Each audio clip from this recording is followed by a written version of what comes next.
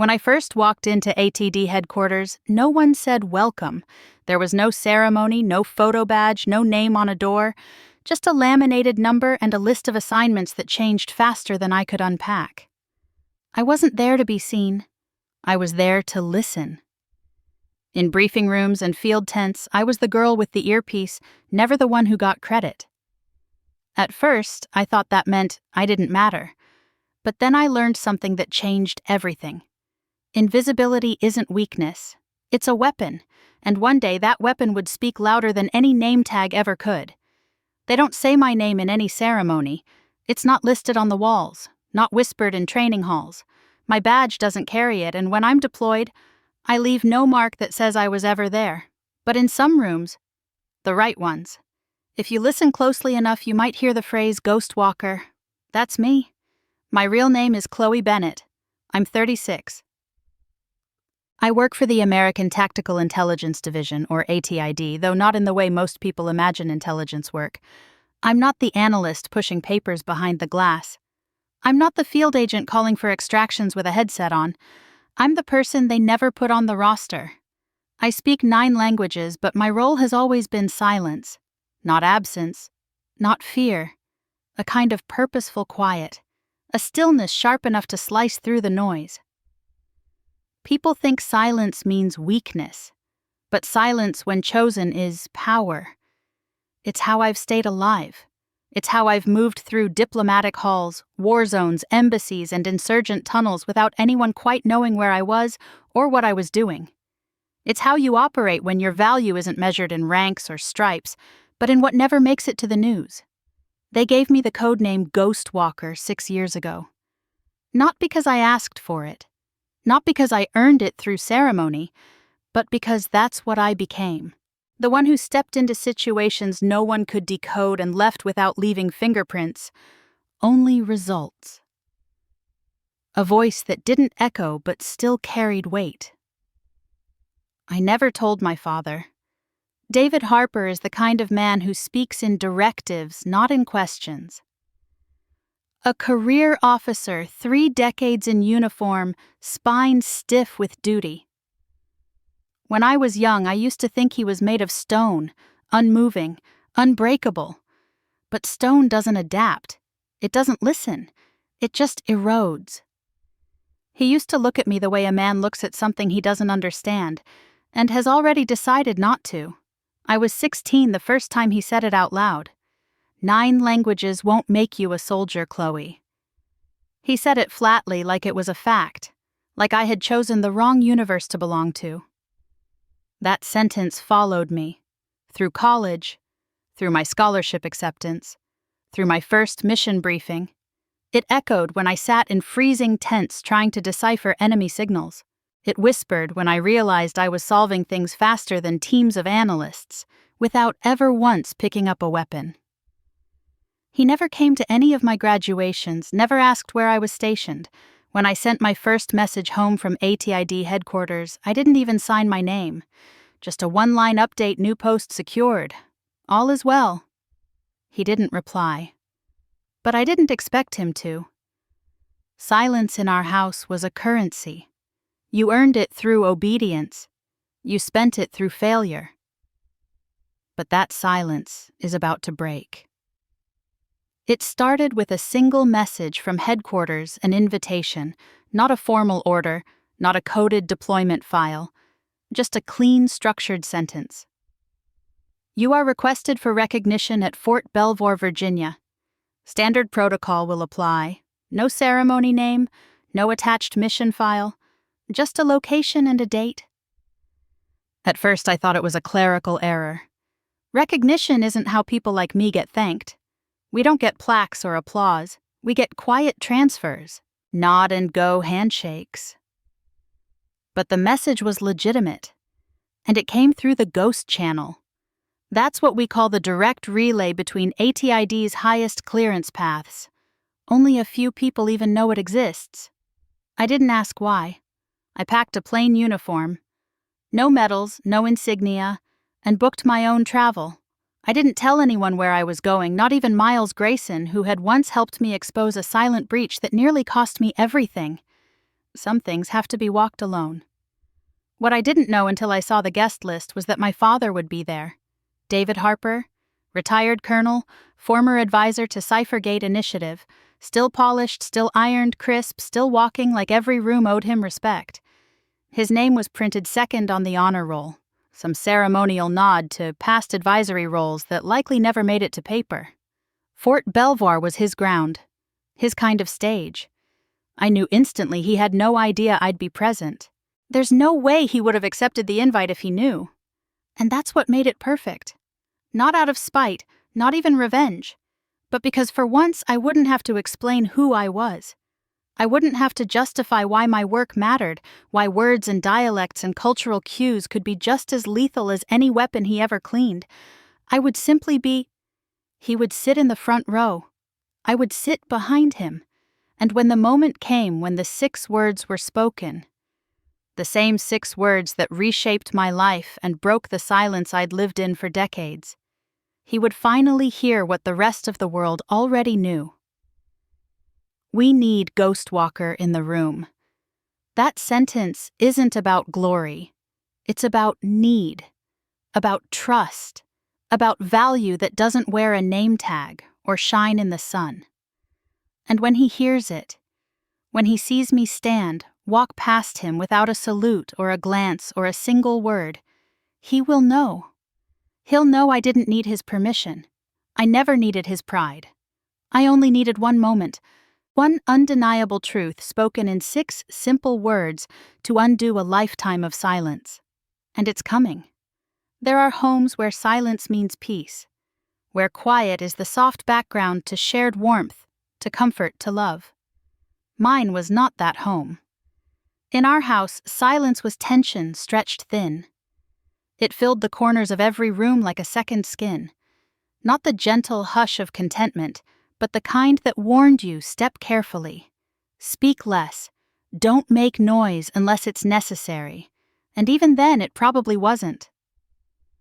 My mother was sick for most of my childhood. Lupus, they called it. A word I didn't understand at first, but I knew what it did. It took pieces of her one at a time. Her energy first, then her appetite, then her voice. By the time I was 8, she barely left her bedroom. By 9, I was helping her wash her hair because lifting her arms had become too painful. And by 10, I had memorized every sound she made. Soft sighs, shallow breaths, the scrape of her chair on the floor. Because they were the only gentle sounds left in the house. My father, David Harper, wasn't cruel in the traditional sense. He didn't yell often, never hit. He showed up in uniform boots, shined eyes sharp. But his presence was heavy and his silence even heavier. He didn't punish with his hands. He punished by erasing you. A glance that passed through you. A conversation skipped. A nod withheld. Dinner wasn't a time for connection. It was logistics. He'd sit at the edge of the table phone to one ear boot resting on the empty chair next to him. If I brought him a report card, he flipped directly to the math section. If I tried to talk about something I read, he'd ask, "Is it from a field manual?" If I said no, he'd shrug and go back to his own reading.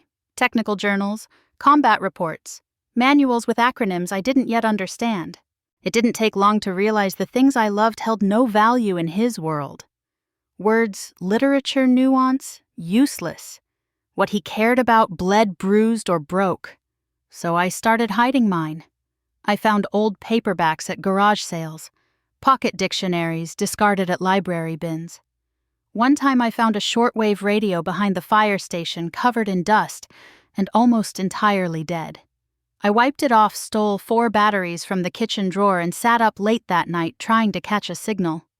Most nights it only hissed. But sometimes if I tilted the antenna just right, if the static bent in a certain way, I'd catch something. A weather update in Italian, a love song in French, a clipped news bulletin in Russian. And every time it happened, I would freeze. Heart pounding. I didn't even know what they were saying, not yet. But the very sound of those voices felt like air in a locked room. Proof that the world was bigger than the narrow corridor of silence I'd grown up in. That radio became my escape route, the one door he hadn't locked. I started collecting notebooks, one for each language I could guess. I didn't understand grammar back then. I just copied phrases phonetically. I practiced late at night with a flashlight under my sheets, whispering syllables I didn't know the meaning of. I treated them like spells, like keys. Every sentence I memorized felt like one more step away from the weight of that house. I created a library beneath my bed. Shoeboxes filled with handwritten vocabulary flashcards cut from cereal boxes. I labeled everything. Drawers, books, even my toothbrush, in 3 or 4 different languages. My father never noticed. Or if he did, he never said a word. Once when I was 12, I tried using what I'd learned. I'd practiced a sentence in French for weeks, testing it over and over again in my head. One morning I sat across from him at breakfast and said it quietly, just loud enough to be heard. He looked up from his coffee, blinked once, and said, "That won't get you out of push-ups." Then he added, "It's useless." That word again. I didn't try speaking French in front of him after that. I started learning Russian instead. Whispered syllables in the coat closet lips, moving silently while I folded laundry or waited in line at the store. When I was 13, a woman at the laundromat noticed I was reading detergent labels in 3 different alphabets. She smiled, asked if I was curious about Arabic. I nodded. She started slipping me words on paper. Verbs first, then greetings. She taught me how to say courage without using the word. It was the first time anyone treated my strange obsession with language as something worthy of encouragement. She didn't laugh. She didn't correct me harshly. She just listened and offered more. I never told my father about her, not because I feared what he'd do, but because I knew he wouldn't care. He had long since decided who I was and I didn't fit the mold. He wasn't a villain, just a man too rigid to see the value of anything he didn't understand. But even so, I never stopped hoping, quietly, that one day he'd overhear me in conversation, that I'd be speaking in a language he didn't recognize, solving a problem he couldn't grasp, and he'd finally ask, "What does that mean?" And I'd tell him, "It means I'm more than you ever allowed yourself to see." That moment never came. Not then. But the hope, it lived under my bed, in the radio static, in the lined notebooks, in every quiet word I collected and folded into armor. He never punished me for learning, but he never praised me either. That's the thing about being a gifted child in a house where your gift isn't recognized. It doesn't hurt like a slap. It hurts like being invisible. And when you're invisible long enough, you start turning silence into strength. Not because you want to, but because you have to. I didn't know back then that those late-night whispers, those handwritten words, those moments of stillness, they were preparing me, not for applause, not even for acceptance, but for the day I'd walk into a room full of medals and silence, and finally be heard. The letter came on a Tuesday afternoon tucked in a thin, government-issued envelope with sharp corners and heavy ink. It didn't look like much. No embossed logo, no gold seal. But I held it like it might burst into flame. It was real. A full scholarship through the R.O.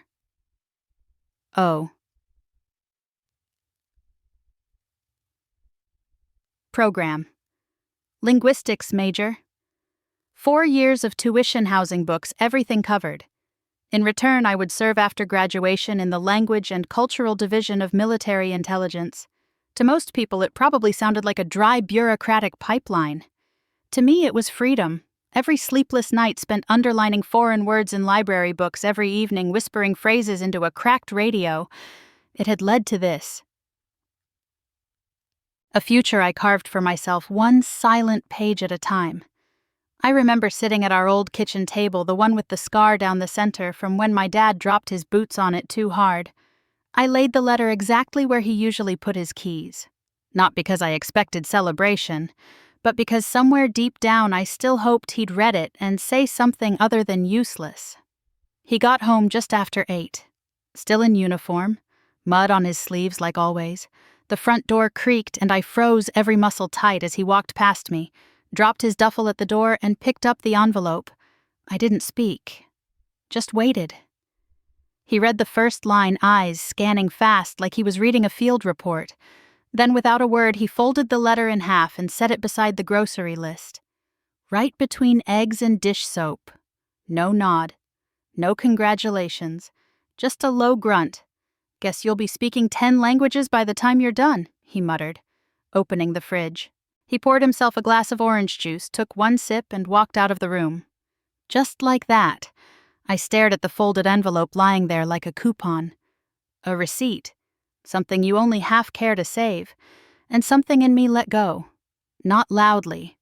Not all at once. Just quietly. Like the way a window settles when a storm passes. That night I didn't cry. I didn't scream. I just packed the letter away in a folder with the rest of my acceptance forms. I had a future now, one that didn't require his signature. But life has a cruel sense of timing. A few weeks later, we went to a retirement ceremony for one of his old commanding officers. I sat 2 seats down from him in a row of polished uniforms and stiff collars. It smelled like starch and formality.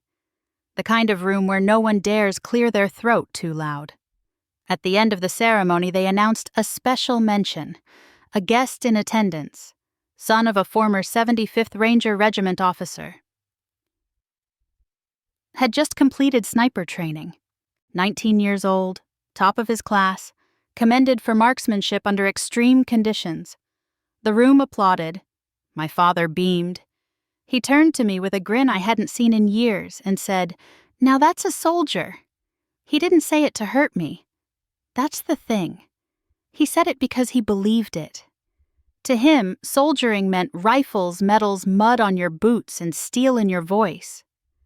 Words, culture, strategy through language. Those didn't win wars in his eyes. They just filled the time between battles. I nodded, pretending I didn't feel the weight of those 5 words drop like an anchor inside my chest. I sat through the rest of the event with a blank face and a storm in my mind. When we got home, I went straight to my room and pulled out the scholarship letter again. I read it twice, slowly. Then I started packing. 3 months later, I left. I didn't say goodbye. Just left a note that read, "Orientation starts Monday. I'll send a forwarding address. Bye-bye." I chose a university 6 states away. Far enough that he wouldn't show up on a weekend unannounced. Close enough that I could still pretend I wasn't running. But I was. Not from him exactly, but from the version of myself I'd become in his presence. The quiet girl always hoping for permission to be proud.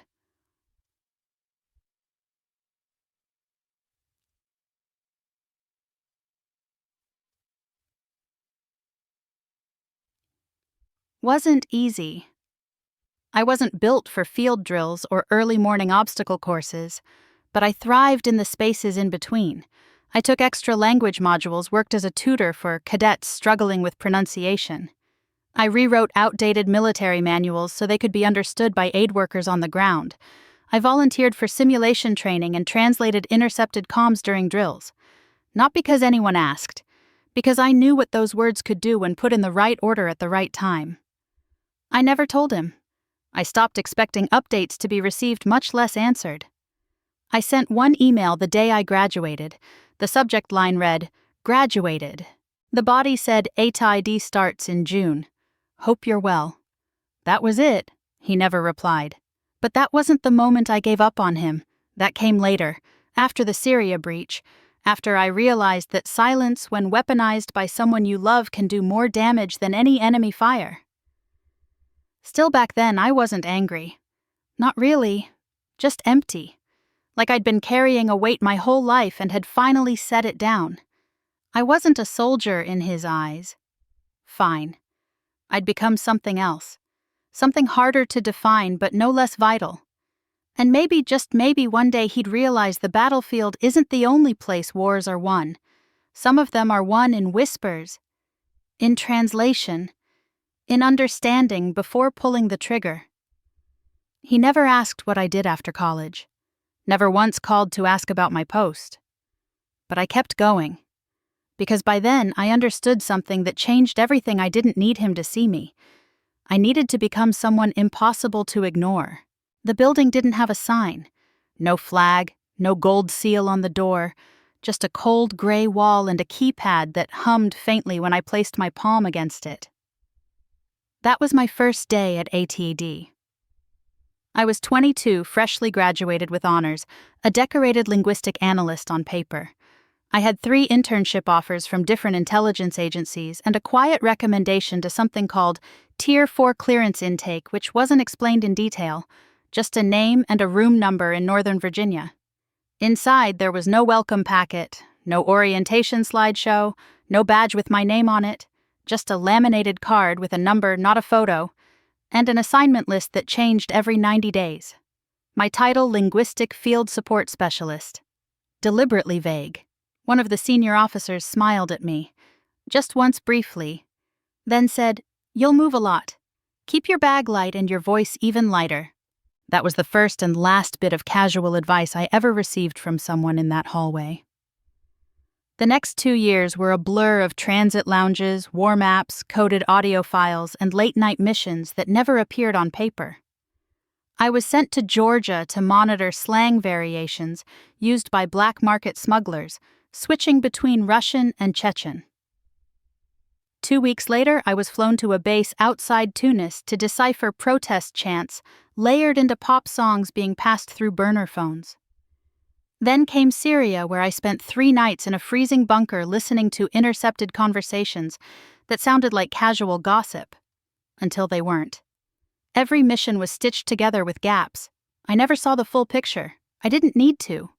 My job was to decode, to find the seam between what was said and what was meant, the space where intent slipped out unguarded. No one introduced me at briefings. I wasn't listed on deployment rosters. Sometimes even the teams I supported didn't know my name. I was support liaison, the girl with the notebook. One guy called me a UN with legs and everyone laughed like it was the first time they'd heard someone be witty in a tent with no windows.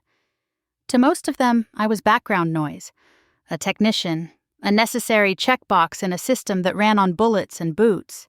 They'd hand me transcripts and assume I'd proofread. That's it. But I didn't need to correct them. I just needed to be right. There was one moment, small, almost forgettable, when I knew I was on to something bigger. We were in Georgia working with a joint task force on arms negotiations. They were translating intercepted calls and assumed a phrase repeated over and over meant delivery confirmed, but it didn't. It actually translated more accurately as diverted supply, one word, a different meaning, a 3-week shift in the entire smuggling trail. I pointed it out during a debrief, quietly, without flair. They didn't thank me, just adjusted the report and moved on. But a week later, the lead negotiator looked at me a little differently. Not friendlier, just more alert, like I had shifted slightly out of the frame he'd placed me in. Moments like that became fuel. At first it bothered me, the invisibility, the way people overlooked the work simply because it didn't explode or bleed. But somewhere along the way I stopped seeing it as a burden. I started using it. I realized invisibility is a weapon. Not flashy, not loud, but powerful when held the right way. And like any weapon, you have to learn how to hold it without cutting yourself. So I did. I stopped waiting for people to listen. I learned to listen better than anyone else. I stopped explaining how I knew something and started showing up with results so precise they couldn't be dismissed. I learned how to track conversations layered in sarcasm, lies woven into greetings threats that lived in cadence rather than content. There was a cadence to all of it, a rhythm. Greed rushed, fear hesitated, loyalty came in quiet affirmations, while betrayal rode on overconfidence. It didn't matter that I wasn't in the room when decisions were made. I was the one decoding the truth, after everyone else had missed it. The nickname started quietly. A whisper passed between 2 analysts in Djibouti after I corrected a critical phrase that had thrown an entire surveillance operation off course. One turned to the other and said, "Who is she?" The other shrugged. "I don't know. She walks in, leaves no trace, and always figures it out. Like a ghost," someone else added. "Ghost walker." It wasn't official. It wasn't even acknowledged out loud. But the next time I saw a file summary referring to GW active in region, I knew it was about me. That's when I understood that my value didn't need to be seen. It needed to be irreplaceable. So I leaned into it. I kept my voice soft, my notes sharp, my presence minimal. And yet the more I faded into the background, the more I saw. The more I learned. Patterns others missed. Gaps in logic. Tone shifts that signaled impending moves before command even caught wind of them. No one applauded. No one printed a certificate. But I was moved from base to base faster than any other field linguist. Embedded into teams who didn't ask questions, trusted in high-stakes missions where even the wrong accent could get someone killed. There was no room for ego. Just precision. And when I walked into a room, I didn't demand authority, I didn't even claim it. But slowly, people started adjusting their posture. They leaned in when I spoke, even if they didn't know why. Because when silence walks into the room and still changes the outcome, people notice, even if they never say so. That was the beginning of me becoming more than Chloe Bennett. That was when Ghostwalker was born. The operation in Syria was supposed to be simple. Not easy, nothing in that region ever is, but clean. Low-profile humanitarian cover, limited exposure. On the surface, we were embedded with a small ATID team assigned to coordinate safe routes for civilian evacuation from Al-Hasakah. A standard coordination op, the kind we could write off in quarterly reports with vague terms like logistics liaison and stability engagement. But buried beneath the public objectives was something else entirely. Intelligence had flagged a name. One asset. Hidden deep within layers of tribal negotiation, family loyalty, and shifting allegiances. He wasn't just an informant. He was a live wire, the kind of man who could compromise the financial pipeline of an arms smuggling ring that had evaded scrutiny for nearly a decade. If we found him and if he talked, it would take down 5 covert supply chains stretching from Turkey to East Africa. Everything was progressing with near-surgical precision. The intermediaries were in place. The safe house had been triple vetted. The secure channel was clean. I had verified all dialect alignments myself to avoid missteps in tribal greetings. Every word we used had been crafted to pass through without friction. Then the message came. It slipped through our encrypted field comms at 02:13 a.m., just before the final extraction checkpoint. The voice was speaking Arabic, but not the local dialect. It carried a cadence I didn't recognize immediately, like someone who had practiced just enough to sound fluent, but not enough to belong. Chloe Bennett, the voice said. 2 words. My real name. The moment they hit the channel, my body froze. My fingers curled instinctively over the radio. I felt my pulse slam against my ribs. The soldier beside me, Staff Sergeant Keller, whipped his head around, eyes wide. He didn't say anything right away, just stared. How the hell would anyone out here know your name, he finally asked. I couldn't answer. I didn't have one. The next 30 minutes unraveled fast. Too fast. What was supposed to be a routine roadside check turned into a trap. 3 local informants we were set to rendezvous with vanished. No calls, no fallback signal, just gone. The safe house, our backup location, was breached. The door still locked, but the interior disturbed. Mismatched footprints in the dust. Empty walls where our medkits had been stored. Then came the shot. A sniper round tore through the air and clipped Keller's arm before either of us hit the ground. Blood soaked through his sleeve and spread into the scarf I pressed against the wound. I told him to breathe through the pain, not for his sake, but because I needed to stay anchored. Because if I let myself think even for a second about what that voice had said on comms, I'd come apart. We called immediate fallback protocol. By the time the evac chopper reached us, half the unit's coordinates had already been compromised. We flew out under blackout, no lights, no comms. I remember the sound of the rotor blades. I remember Keller's hand gripping mine slick with blood and fear. I remember thinking someone inside gave us up. Back in Erbil, I was met by two men in ATID dress uniforms with no names on their badges. They didn't speak as they handed me a sealed folder and gestured toward a private debrief room. Inside, I found a transcript, cleaned up, time-stamped, and redacted in all the usual places. It detailed communication logs between the Washington field office and a clearance protocol out of Langley. My name, my real name, was highlighted in red, not my code name, not Ghostwalker, not any of the aliases I'd rotated through since joining ATID.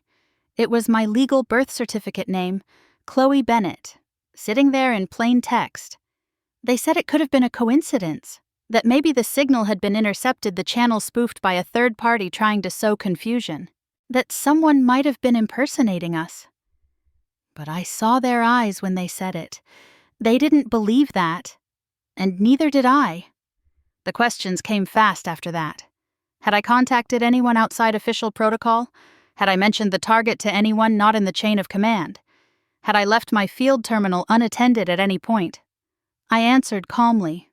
Precisely. My voice didn't waver. When they asked if I had any idea how the breach had occurred, I told the truth. I don't know, I said. But it wasn't me. They didn't accuse me of lying. But they didn't say I was clear either. Just exchanged a glance, made a note on a legal pad, and ended the interview. The next morning, my field access was revoked.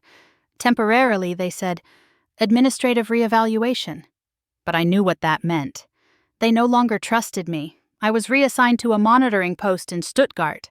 No active operations, no team assignments. Just sanitized summaries of conversations. I wasn't allowed to hear live analysis of data that had already been picked over by 3 layers of review.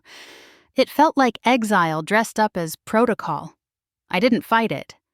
Not out loud, but something inside me cracked. Because breaches like this don't happen randomly. Names don't fall out of the air. Not in ATID. Not with Ghostwalker. Someone had accessed a system they shouldn't have. Someone had burned my identity. And the worst part, whoever did it, knew exactly where I'd be. Knew I was in the field.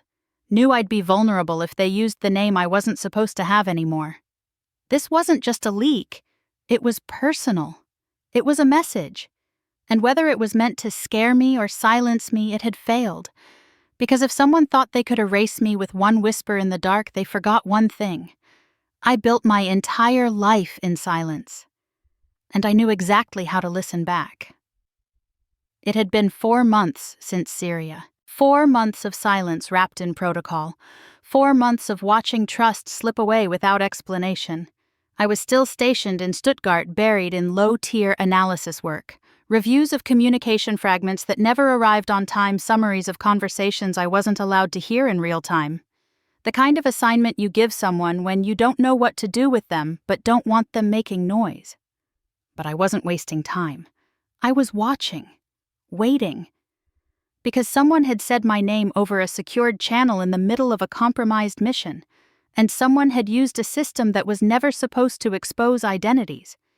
And whoever it was, they had access deep enough to crack a code I hadn't used in years. So I started digging. I couldn't use my ATID credentials. Those were still flagged from the Syria fallout. Instead, I reached out to the only person I trusted with this kind of pattern, Miles Grayson. We hadn't worked together since Georgia, back when we broke a regional arms cipher embedded in manipulated Farsi slang. Miles was a systems analyst by job title, but in reality, he was a cryptographic savant, the kind of guy who saw code the way musicians see rhythm. He could look at a corrupted string and tell you not just what it meant, but who wrote it when and probably what mood they were in. I messaged him through a dormant channel we'd once used to trade intercept logs. One phrase, nothing more layered breach, need a clean set of eyes. He responded in under 2 hours. The call came that night. No greetings, no small talk. I've been reviewing the packet you flagged, he said. It's not corrupted, it's structured. Intentionally. I sat up straighter. What kind of structure? The kind that pretends to be random, but underneath there's a proprietary pattern, not noise. Design. Based on a key set I've only seen once before, I already knew where this was going. My fingers curled tightly around the edge of my chair. "Cyphergate?" I asked. There was a pause. "Yeah. It's the same lattice framework." I closed my eyes, breath locked in my chest. Cyphergate was an encryption protocol introduced 6 years ago. Experimental, classified, and controversial. It was supposed to be airtight, but it had back doors. Not obvious ones. Subtle, the kind you'd only notice if you were the one trying to slip through them. Back then, my father had been listed as a policy consultant for the project. I remembered the brief mentions. Nothing technical, just oversight. His name had appeared in security memos, in digital authorizations, but always as a formality. He wasn't involved in the actual code. Or so I thought. Miles' continued voice low and careful. The sequence tied to the Syria breach. Your name drop. It didn't originate from a rogue relay. It came through a Cyphergate derivative. And the signature attached to the original framework. He paused again. I heard him exhale. It's David Harper. The name hit like a punch I saw coming but couldn't dodge. I didn't speak. Couldn't. It's not just one document, Miles added, filling the silence. I pulled the audit trails from a legacy terminal. 6 approvals linked to encryption upgrades, all signed off under C4 clearance, same ID string, same digital thumbprint. Temporary authority, I asked. Exactly. No oversight, no secondary sign-off. Just a clean, fast-track authorization from someone with a name and a reputation. A coldness spread through my chest. Not rage, not even shock. Just that terrible hollow ache of something cracking in a place you thought had already gone numb. I knew what it meant. Either my father had knowingly approved a system with back doors capable of exposing field operatives, or he'd signed something without fully understanding the cost. Either way, it had his name on it, and it had almost gotten me killed. I leaned forward, elbows on my knees, hands shaking. There's more, Miles said, voice softer now. A contractor called Stratus Core Solutions handled the implementation in the Middle East signal chain. Their deployment was signed and finalized 3 months before Syria. The back door appeared the following month, and the signature David Harper. Same hash, same terminal login. The location was a private consultancy office registered under his name. My father's face flashed in my mind. The same controlled expression. The same straight-backed posture. The man who taught me how to lace my boots but never listened when I spoke. The man who told me fluency wouldn't win wars. And then signed the system that nearly erased me from one. I stood up pacing, trying to find oxygen in a room that felt suddenly too small. It doesn't prove he did it on purpose, I said quietly. No, Miles agreed. But it proves he was in the room, and it proves someone used his access to burn you. My thoughts raced. I tried to imagine a justification, a strategic reason, an administrative mix-up. Anything that didn't end with my own father signing the dotted line on the breach that compromised my identity. I failed. You think he knew what he was doing? I asked. I think he knew enough, Miles said. Maybe he didn't mean to target you, but someone did, and they used a door he left open. The silence that followed wasn't empty. It was heavy with everything I didn't want to admit. He hadn't protected me. Whether by ignorance or arrogance or convenience, he had opened the gate, and I had walked through it, unknowing, unshielded. I ended the call soon after thanking Miles without meaning it. Then I sat in the dark, eyes fixed on a glowing terminal screen, rereading the name again and again. David Harper. Not just a name, a seal, a signature, a decision. I thought about something he once told me when I was 13. I'd forged his name on a school form to skip gym class. He found out and made me run laps in the backyard until I threw up. Afterward, he looked me dead in the eye and said, "A signature is a man's honor. You don't steal that." Now here I was staring at his, wondering what he'd traded his for, and realizing in the quiet of that room that my father hadn't just underestimated me, he'd endangered me. Maybe not out of malice, but out of something just as dangerous. Indifference. There's a line most people never see between truth and consequence. I stood at that line, not with evidence alone, but with something heavier intent. It wasn't enough that I knew my name had been burned. It wasn't enough to know who signed the gate that let the breach happen. I needed to decide what came next. The system that almost destroyed me was the same one I'd spent my life serving. I couldn't just walk into headquarters and start pointing fingers. Whistleblowers disappear in silence, not drama. And I'd already been marked once.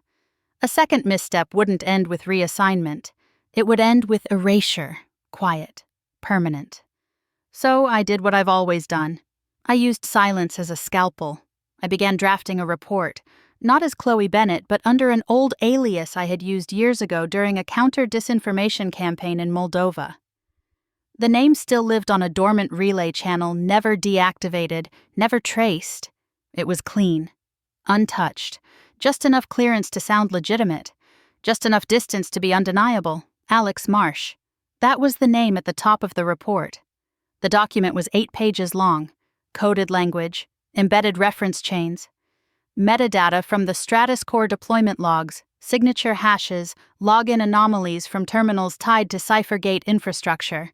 Every claim pointed to a single actor with C4 clearance, a temporary consultant who had authorized irregular encryption modifications without audit. Every breadcrumb, every timestamp, every access pattern lined up. But I never mentioned his name, not once. I didn't need to. I routed the report through a protected channel straight to the Silent Threat Response Cell. STRC. They were ATID's internal mechanisms for anomaly containment. They didn't investigate in public. They didn't issue warnings. They moved under strict blackout and handled what others ignored. Their job wasn't to expose, it was to isolate. And they were very, very good at it. 3 days later, I received a response, encrypted, no sender tag, just a blinking notification from the same ghost relay. It read, "Pattern confirmed. Proceeding with quiet escalation. Source acknowledged. Containment protocol initiated. No names, no instructions." But I understood. They believed me. They were acting, and I was to stay out of their way. I didn't reply. I didn't need to. That's not how STRC communicates. They don't ask questions. They clean up messes before anyone else notices the floor is wet. What happened next wasn't dramatic. There were no arrests, no press leaks, no alarms. But I watched the signs. A shift in internal traffic across ATID. 2 senior logistics contractors placed on indefinite leave without public explanation. A change in access credentials for CipherGate's archival framework. Redacted updates on Stratus Core's third-party audit file. And then the final signal. A ceremony. It was listed internally as a formal recognition event honoring select veterans and consultants for ongoing contributions to operational integrity. The location, Fort Belvoir. No guest list, no public program, but I got the message. And when I checked the internal calendar, I saw his name, David Harper, listed second on the honoree list, recognition for his historical advisory role during early CipherGate development. The perfect cover. Ceremonial, harmless, and strategic. I knew exactly what STRC was doing. They weren't going to file charges. They weren't going to drag him into a courtroom. They were going to expose him the only way a man like my father could be broken. They were going to put him in a room full of people who knew the truth, and let him watch as the very name he tried to erase stepped forward to be honored.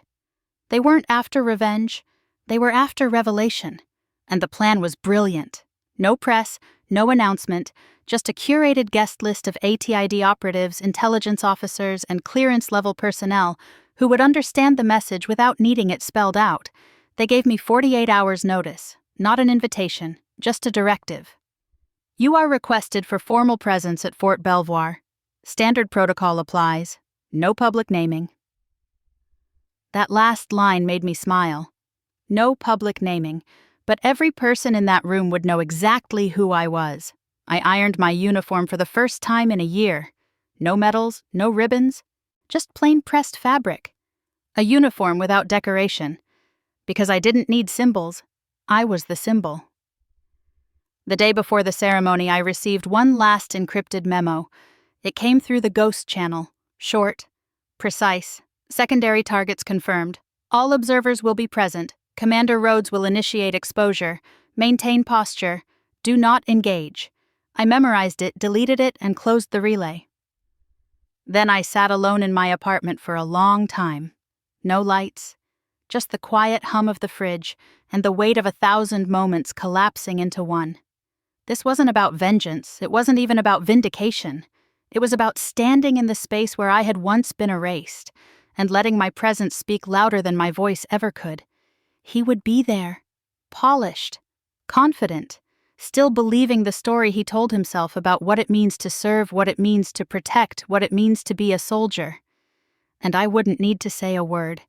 I'd just walk past him, and in that silence, he would hear everything he never let himself hear before. The ceremony wasn't about closure. It wasn't about pain. It was about the truth.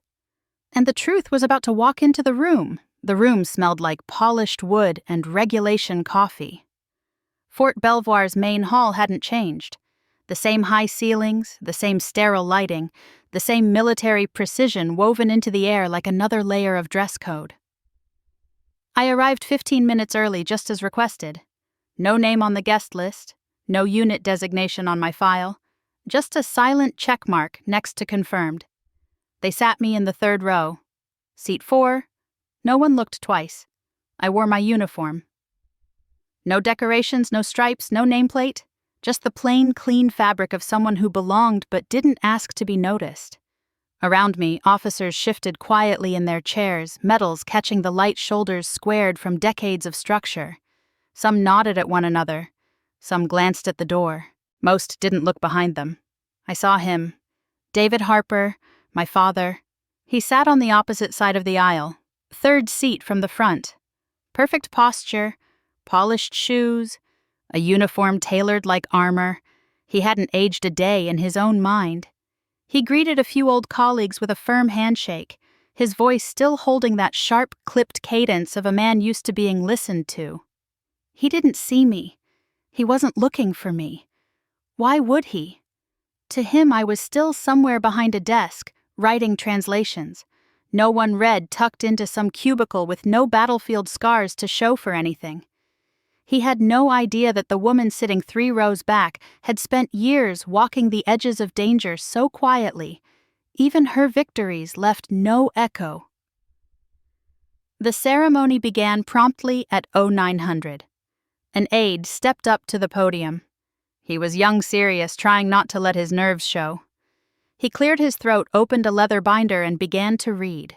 Today we recognize individuals whose contributions to operational integrity have shaped the future of long-range intelligence. Their work often goes unseen, their impact immeasurable. The room nodded along, some solemn, some disinterested. This was the part everyone expected, the soft formality, the vague words, the careful distance from anything that couldn't be wrapped in protocol. Names were called, but not full names. Initials, project numbers, advisory titles from frameworks nobody outside the building would understand. One by one, recipients stood, accepted a quiet nod from the commanding officer at the front, and returned to their seats. No applause, just presence. Then a pause. The binder closed. The aide stepped back. A new figure approached the podium. General Gabriel Rhodes. He didn't carry papers. He didn't need them. His reputation entered before he did. Battle-worn, sharp-eyed, and impossible to mistake for ceremonial. This was a man whose authority didn't come from volume, but gravity. He stood in silence for a moment, scanning the room. Then he spoke. "This next recognition is not ceremonial," he said. Voice low and firm. "It is corrective." A ripple moved through the crowd. Small but real. Postures shifted, heads tilted. Silence stretched just slightly tighter across the room. "We are here to acknowledge a contribution that reshaped modern intelligence gathering. A contribution made without recognition, without protection, and until recently, without a name." I didn't move. But my heart did. He continued. There is someone in this room who was marked once, not for failure but for doing their job too well. Someone whose work saved lives, dismantled enemy networks, and crossed more linguistic and cultural borders than most of us could ever name. He paused again. You could feel the room lean forward. Then he said it. We need Ghostwalker in the room. 6 words, not loud, not dramatic, but they landed like a thunderclap. There was no spotlight, no cue, no usher, just silence. And then I stood. Row 3, seat 4, one motion, no hesitation. I didn't look around. I didn't need to. I could feel the shift, the stillness, the held breath, as if every officer in the room had suddenly remembered something they'd once heard in a debriefing, or a report, or a whisper passed between colleagues after a mission, didn't go wrong, and didn't know why. David Harper didn't look at me first. He looked left, then right, confused. Then his eyes found mine. I saw it happen moment by moment. Recognition didn't hit him like a wave. It crept in, slow, reluctant, disbelieving. He blinked, twice. Then silently he stood, not out of pride, not out of protocol, but like a man who no longer knew what part of the room he belonged to. I walked forward, every step quiet, unhurried. No one else moved. No one whispered. I passed decorated uniforms, rigid shoulders, eyes that didn't look away. When I reached the front, General Rhodes stepped back, gave me a single nod. I returned it, then turned to face the room. I didn't salute. I didn't speak. I just stood. And in that stillness, the only sound was fabric shifting as officers straightened in their chairs, as backs stiffened, as heads dipped. Not in submission, but in understanding. No one clapped. No one had to. Because in that moment, everyone in that room knew who I was. And more importantly, they knew who had tried to forget me. I looked at my father. He didn't blink. He didn't sit. He just stared. His mouth opened slightly, but no words came. Because what do you say when the daughter you dismissed becomes the proof that you were wrong? When the very silence you raised her with becomes the power that breaks your own? He didn't sit down until I returned to my seat. And even then, he never looked away. 6 words had broken the script. But it was the silence after that told the real story, the one that could never be erased, the one he'd carry home. I didn't speak to my father after the ceremony. He didn't approach me. Didn't wait by the doors or linger in the hallway like some of the other guests did. He didn't try to pull me aside or offer a nod of acknowledgement.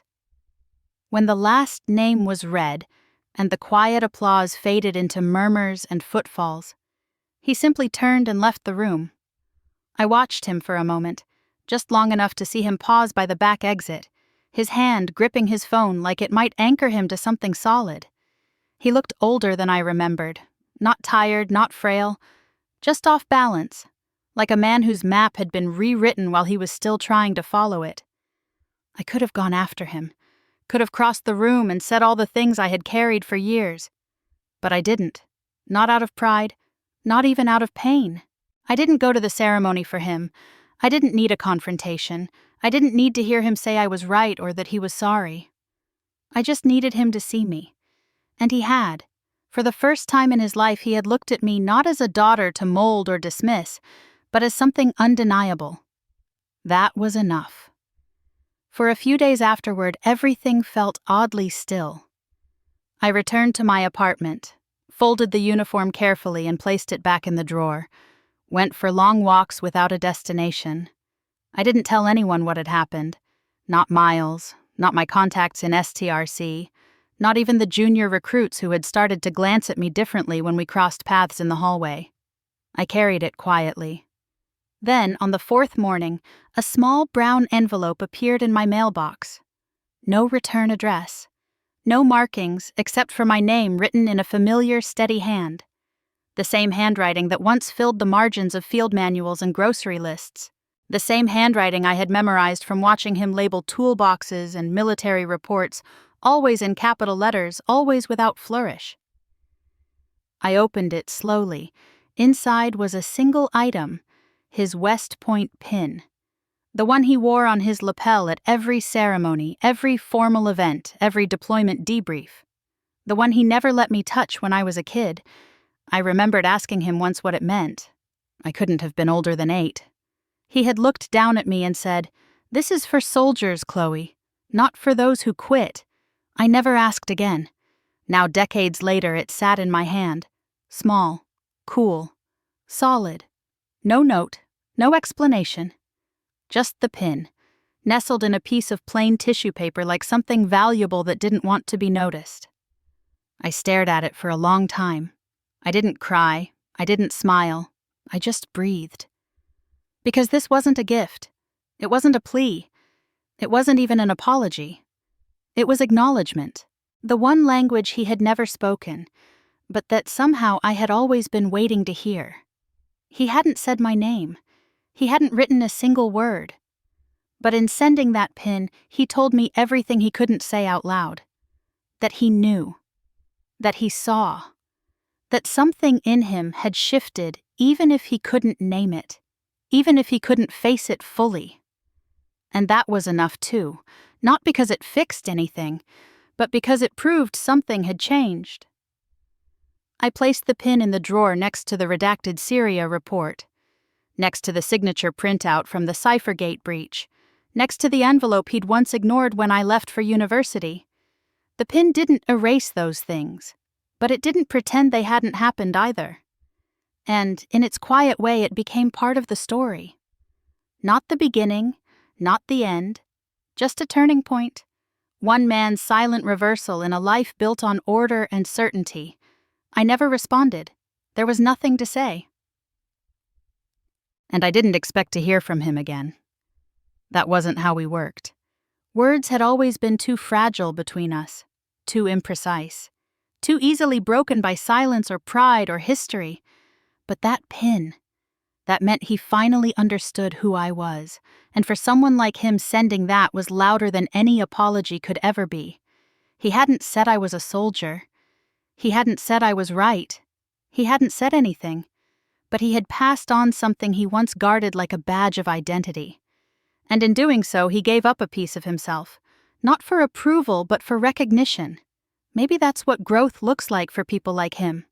Not speeches, not confessions, just a quiet act, a surrender of symbols, and the unspoken hope that the message would be received. It was, and it always will be. It didn't happen all at once. There was no dramatic exit, no speech, no fading into the horizon with a duffel bag and a worn-out uniform. It began with a decision made in quiet, just like most of the choices that had shaped my life. I requested reassignment. Not because I was tired, not because I had nothing left to give, but because I had learned something in the silence following that ceremony. I no longer needed the shadows. For over a decade, I had operated in the dark corners of systems that didn't speak my name. I had learned to see meaning where others saw noise. I had earned trust in environments that never offered praise. But the mission had shifted, and so had I. I didn't want the next mission to be another extraction in a language no one else could hear. I wanted to teach others how to listen before the noise even started. The approval came quickly. Clean standard. No protest from command, no questions about my motives. Maybe they knew it was time too. The new role wasn't glamorous. It didn't involve top-tier deployments or clearance-only briefings. It didn't come with medals or jackets that whispered of danger. I became the Director of Strategic Language and Cultural Intelligence Training at ATID's Northern Virginia campus. In other words, I was a teacher now. It sounded simple. It wasn't. I started from scratch, designed every module by hand, wrote the syllabus under a name few had ever seen on paper, Chloe Bennett. There was no alias, no number, no ghost signature. I called the course Ghost Operative Linguistics 101. The name raised a few eyebrows. I didn't explain it. Those who needed to understand already did. Each lesson focused not on memorizing vocabulary or perfecting pronunciation, but on survival through understanding. We broke down cultural missteps that had almost turned missions into disasters. We listened to real intercepted audio redacted for classification and studied the pauses, the cadence, the subtle tonal shifts that warned of ambushes or revealed betrayal. Some students came in expecting language school. They got something else entirely. And slowly they leaned in. They asked questions I had once asked myself. They challenged assumptions I'd carried into my first field ops.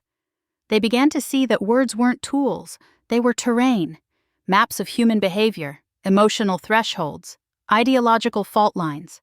I taught them how to hear beyond the words, how to recognize when someone was lying not with what they said but how they said it, how to decode intent buried in silence, how to identify when cultural misalignment was more dangerous than any weapon drawn. Some struggled, some thrived, but every one of them left changed. One evening after class, a young second lieutenant lingered by my desk. He was polite, respectful, but uncertain in that way only brand new officers can be. He held a folder too tightly like it might ground him. "Ma'am," he said, his voice low, I have to ask, are you really Ghostwalker?" I looked up at him, and for a moment I saw myself. Decades ago, searching for belonging in a house that had no words for it. I didn't answer right away. Instead, I asked him something different. "What does that name mean to you?" He blinked, caught off guard. "It means, whoever it was, they saved lives without needing to be seen." I nodded slowly. "Then keep believing that I said—" He smiled, saluted, walked out. I didn't return the salute, not because I didn't respect it, but because I never needed it. Later that night, as I was locking up the classroom, I noticed something I hadn't before. On the door, a small brushed steel plaque had been installed. No ceremony, no announcement. It read, "The Ghost Walker Room."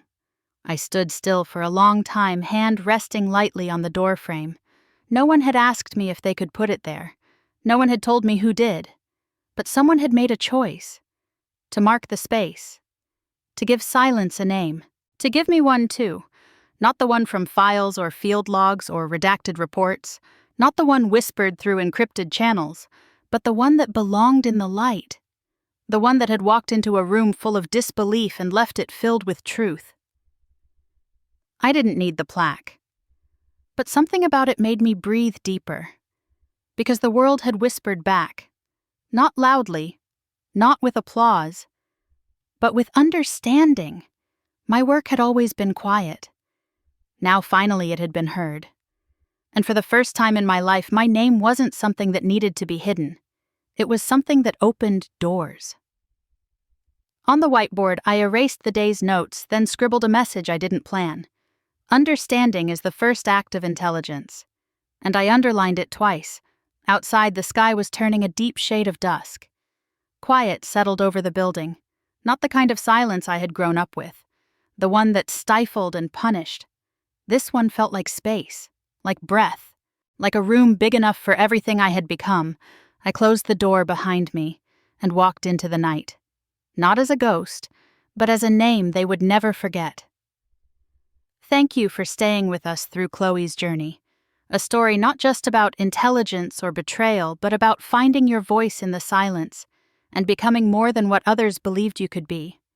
Have you ever been underestimated because of your passion, or silenced by someone who didn't believe in your path, only to rise stronger than they ever imagined? We'd love to hear your story in the comments below.